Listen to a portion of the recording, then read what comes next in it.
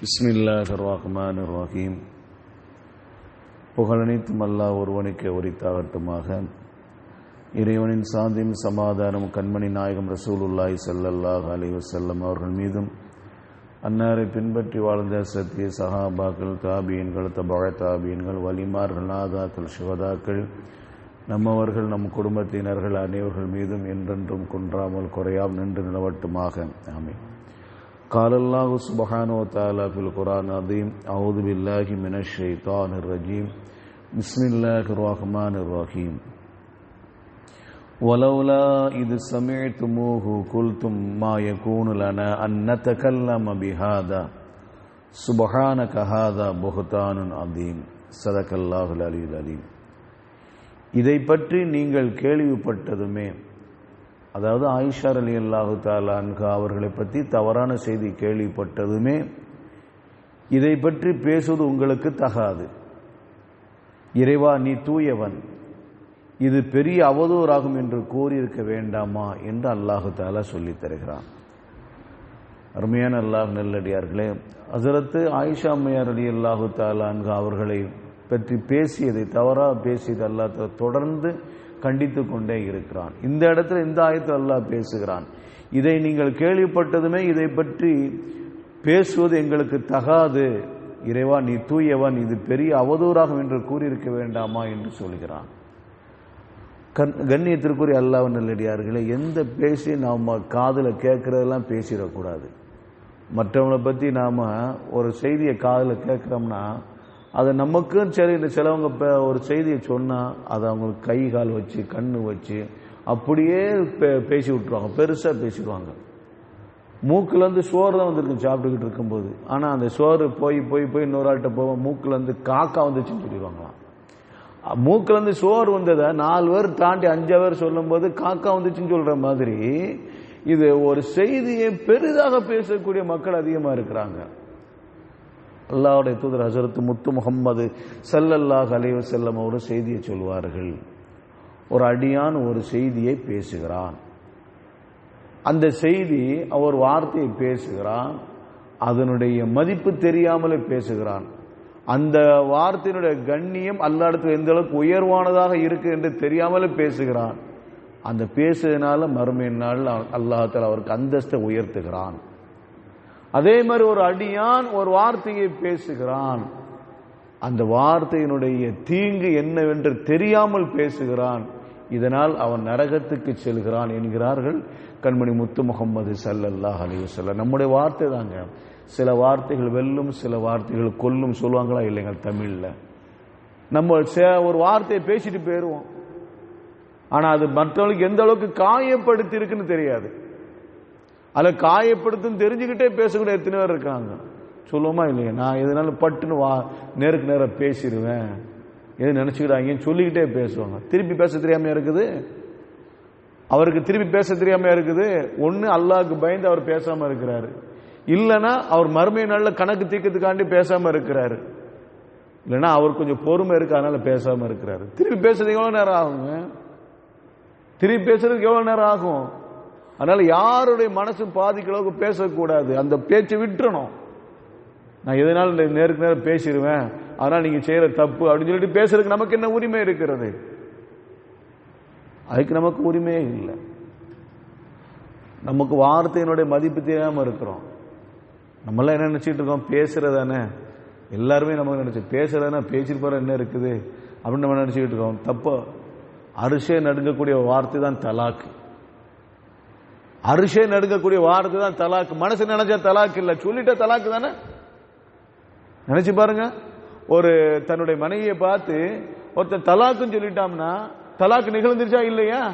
இல்ல நான் சும்மா சொன்னேன், வேடிக்கைக்காக சொன்னேன் அப்படின்னு சொன்னா எங்க நடக்குமா? அது பிரிச்சு விட்டுறது தானே, பிரிச்சு தானே விட்டு ஆகணும்.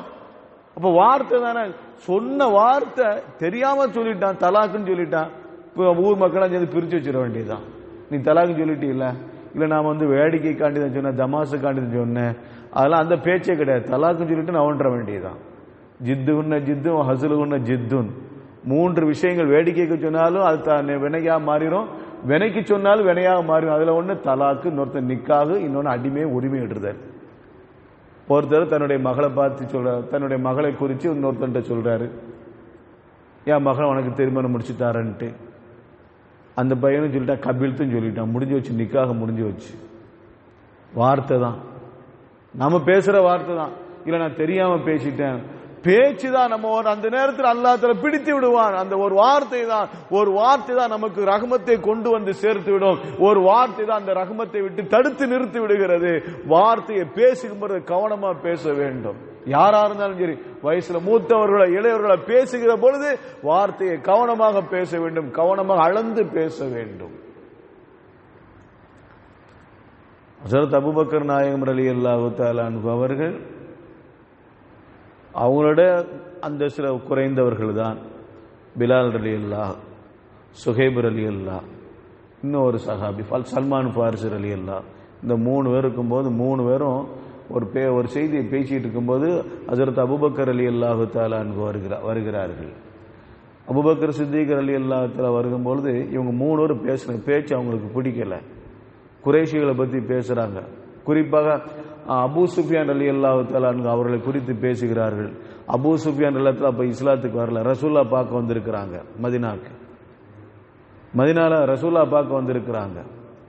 அவங்க மக உம்மு ஹபீபா ரலியல்லாஹு தஆலா அன்ஹு அவர்கள் ரசூலுல்லாஹ்வுடைய மனைவியா இருக்கிறாங்க.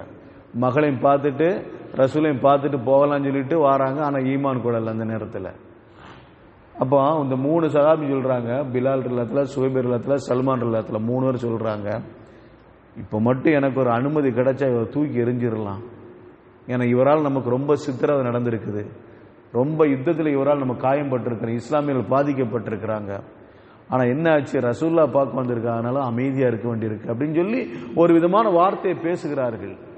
இது அபூபக்கர் ரலியல்லாஹு அவங்க காதில் கேட்குறாங்க. யாரை பற்றி பேசுகிறீங்க நீங்கள்? குறைஷிகளை தலைவராக்க அவர் நீங்கள் பேசலாம்னு சொல்லி ஒரு மாதிரி இவர்கள் பதிலுக்கு ஒரு வார்த்தை விட்டார்கள். அது அந்த 3 சஹாபிகளுக்கு பாதிப்பு ஏற்பட்டுச்சு. உடனே அபூபக்கர் ரலியல்லாஹு அன்ஹு அவர்களை குறித்து ரசூலுல்லாஹ் போய் செய்தி சொல்றாங்க. 3 சஹாபிகள் எங்களை இந்த மாதிரி பேசி விட்டாங்க அபூபக்கர் நாயகம் ரலியல்லாஹு அன்ஹு. அப்ப அந்த 3 சஹாபாக்கிட்ட மன்னிப்பு கேட்கிறாங்க. யாரு? அபூபக்கர் சித்திக். அவங்க அந்தஸ்து என்ன? 3 சஹாபிகளை காட்டிலும் அபூபக்கர் ரலியல்லாஹு அவங்க உயர்ந்தவர்கள் தானே. நபிமார்களுக்கு அடுத்து மனிதர்களை புனிதவர்கள் யாருங்க? அபூபக்கர் ரலியல்லாஹு அவங்க தானங்க. ஆனா அந்த அபூபக்கர் ரலியல்லாஹு அவர்கள் மண்டியிட்டு முட்டிக்கால் போட்டு அந்த 3 சஹாபிட்ட மன்னிப்பு கேட்கிறாங்க. நான் தெரியாம பேசுறேன், மன்னிச்சிருங்க, இந்த வார்த்தையை நான் திரும்ப பெறுகிறேன், எதுவும் தவறா பேசுற மன்னிச்சிருங்க என்று 3 சஹாபிகள்கிட்ட மண்டி போட்டு அவர்கள் மன்னிப்பு கேட்கிறார்கள் என்று சொன்னால், வார்த்தை தவறா விட்டால் அது மன்னிப்பு கேட்டுதானே ஆகணும். அவர்களே அந்த நிலையில இருக்கும்போது நாம ஏமாத்துறோம். இன்னைக்கு நாம எத்தனை வார்த்தைகள் எவ்வளவு பேசிக்கொண்டு இருக்கின்றோம், எவ்வளவு வார்த்தைகள், எத்தனை விஷயங்கள் நம்ம பேசிக்கொண்டே இருக்கிறோமே. இதுக்கெல்லாம் என்ன நம்ம பரிகாரம் செய்திருக்கிறோம்? அப்ப எதை எடுத்தாலும் நம்ம கேட்கறதெல்லாம் சொல்லிடக்கூடாது, மற்றவங்களை பத்தி தவறாக பேசிடக்கூடாது, மற்றவங்களை மனசு பாதிப்பிறகு ஒரு கால் நடந்துடக்கூடாது. அதைத்தான் இந்த ஆயத்து நமக்கு சொல்லி தருகிறது. எது கேட்டாலும் நம்ம ஒரு காதில் வாங்கிட்டு ஒரு காலை விட்டுறணும். இதுக்கு நமக்கு தேவையில்லையே, என்ன நடந்துட்டு போகுது, நம்ம விஷயமா இருந்தா சரி, நம்ம என்ன திருத்திக்கொள்ளணும், அல்ல நம்ம இன்னும் கொஞ்சம் அதிகப்படுத்திக் கொள்ளணும். நம்மளை பத்தி பேசுறாங்களா அதை கொஞ்சம் அதிகப்படுத்திக்கணும், நல்லா பேசுறாங்க அதிகப்படுத்திக்கணும், நம்மளை பத்தி தவறா பேசுறாங்களா அதை நம்ம திருத்திக்கணும். இன்னும் சொல்லப்படுற ஹதீஸ்ல ஒரு செய்தி வருகிறது, ஒரு சஹாபி ஒருத்தவங்களை பத்தி உயர்வா பேசிக்கிட்டே இருந்தாங்களாம். அப்ப கண்மணி முத்து முகமது ஸல்லல்லாஹு அலைஹி வஸல்லம் கூப்பிட்டு, என்ன நீங்க பேசிக்கிட்டு இருக்கிறீங்க, என்ன நீங்க பேசுறீங்க? யா ரசூலல்லாஹ், அந்த சஹாபிட்ட இருக்கின்ற பண்பை தான் குறித்து பேசுகிறேன். இப்படி பேசக்கூடாது, இப்படி பேசுற யார் பதில் சொல்ல மறுமை நாள்ல? இப்படி பேசாதீங்க. ஒரு சஹாபிட ஒரு மனிதத்தில் நல்ல பண்பு இருந்தால் அவற்றை அந்த பண்பு இருப்பது போல் நான் எண்ணுகிறேன், அது இருப்பது போல் நான் எண்ணுகிறேன் என்ற வார்த்தை போடுங்க. சொல்லாதீங்க. நீங்க எதுக்கு சொல்லிக்கிட்டு இருக்கிறீங்க? எண்ணுகிறேன், அவற்றை இந்த தன்மையெல்லாம் இருக்கு என்று நான் எண்ணுகிறேன் என்று மாத்திரம் தான் நீங்க பேசணுமே தவிர, இருக்கிறது உயர்வானவர் மனிதராக இருக்கிறார் என்று சொல்வதற்கு உங்களுக்கு உரிமை இல்லை என்றார்கள் கண்மணி முத்து முகமது ஸல்லல்லாஹு அலைஹி வஸல்லம். பிறரை பற்றி உயர்வான பண்பை சொல்வதற்கு கூட மார்க்கத்தில் தடை இருக்கு என்று சொன்னா, அப்ப தேவையில்லாத விஷயத்தை பேசுவதற்கு எப்படி நமக்கு அனுமதி இருக்கும்? ஆனால் எதை பற்றி யாரை பற்றி தவறான செய்தியும் சொல்லக்கூடாது, எந்த நிலையில் தவறான மற்றவங்களை கண்ணிய குறைவான வார்த்தையை நம்ம பேசிடக்கூடாது என்ற ஒரு மேலான பாடத்தை தான் இந்த ஆயத்து நமக்கு சொல்லி தருகிறது. அல்லாஹ் ரப்புல் ஆலமீன் நம் அனைவருக்கும் கிருபை செய்வானாக. வாஹிரு தஅவானா அல்ஹம்துலில்லாஹி ரப்பில் ஆலமீன். சுப்ஹானல்லாஹி வ பிஹம்திஹி சுப்ஹானக அல்லாஹும்ம வ பிஹம்திக அஷ்ஹது அல்லா இலாஹ இல்லா அன்த அஸ்தக்ஃபிருக வ அத்தூபு இலைக. சுப்ஹான ரப்பிக ரப்பில் இஸ்ஸத்தி அம்மா யசிஃபூன் வ ஸலாமுன் அலல் முர்ஸலீன் வல்ஹம்துலில்லாஹி ரப்பில் ஆலமீன். ஸல்லல்லாஹு அலா முஹம்மதின் ஸல்லல்லாஹு அலைஹி வஸல்லம். ஸல்லல்லாஹு அலா முஹம்மதின் ஸல்லல்லாஹு அலைஹி வஸல்லம். ஸல்லல்லாஹு அலா முஹம்மதின் யா ரப்பி ஸல்லி அலைஹி வஸல்லிம். அஸ்ஸலாமு அலைக்கும் வரஹ்மத்துல்லாஹி தஆலா வபரகாத்துஹு.